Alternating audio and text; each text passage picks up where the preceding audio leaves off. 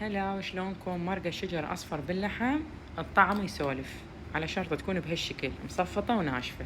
هاي مكوناتها: جدر، ضفت ملعقتين زيت زيتون، وضفت اللحم السالكته أصلا ومستوي حمسته، وبعدها ضفت الشجرة أكون مقشرته ومقطعته حلقات بهالشكل وسط، لا تخينة ولا خفيفة، حتى لين مرد وأحمسه كل الزين.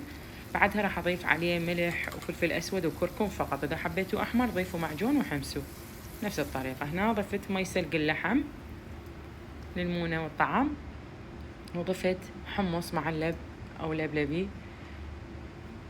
وأضيف طماطة بالأخير اختياري، تنطي طعم وشكل ومونة كلش طيبة.